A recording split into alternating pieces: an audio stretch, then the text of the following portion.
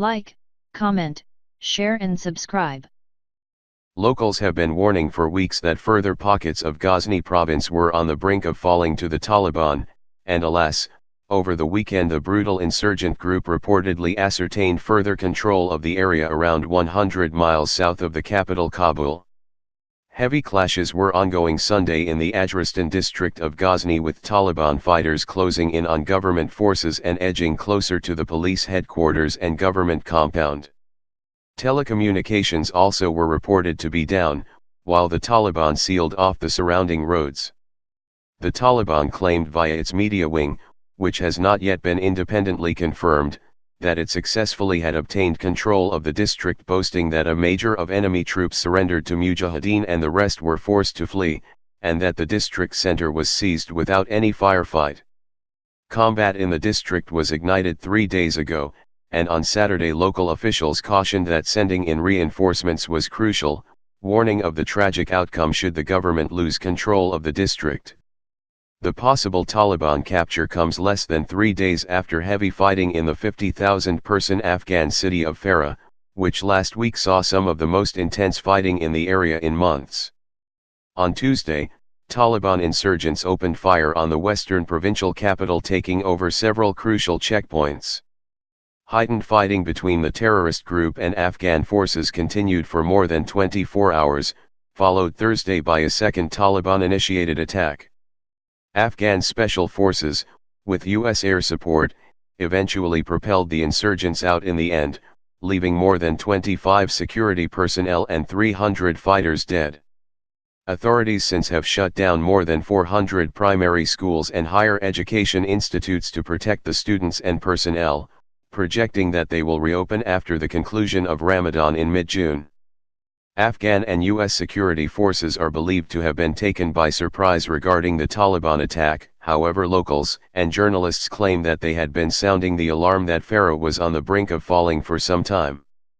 A spokesperson for the country's Ministry of Defense, MOD, told Fox News Sunday that the Afghan National Armed Forces, ANSF, were fighting back courageously and over the past 24 hours alone had launched 12 joint offensive and scheduled offensive operations, launched 79 special commando operations and 10 air strikes aimed at protecting people's lives and repressing terrorists across the country. Air Force specialists conducted 69 flights to support ANA ground forces, killing 110 terrorists, wounding 15 and leading to the arrest of 3 more. The operation stretched across an array of some 12 Taliban-torn provinces including Ghazni and Farah. One Afghan security official told Fox News that Farah, situated near the Iranian border, long had been subject to unrest, and is considered to be a logistical supply hub for the Taliban.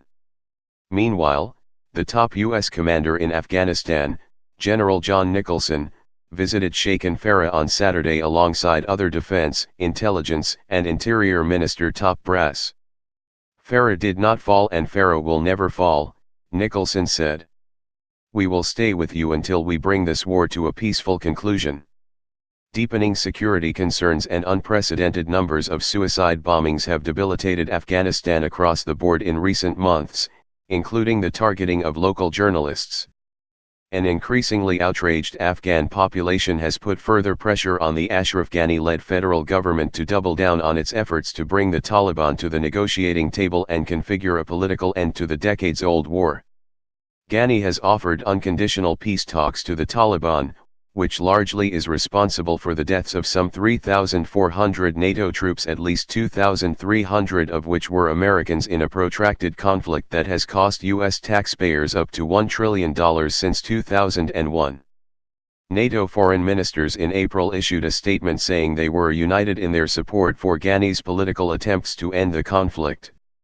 As part of those negotiations, incentives are being dangled at the Taliban, who skeptics contend currently are winning the war, ranging from recognition as a political party, to the release of some prisoners along with a ceasefire agreement.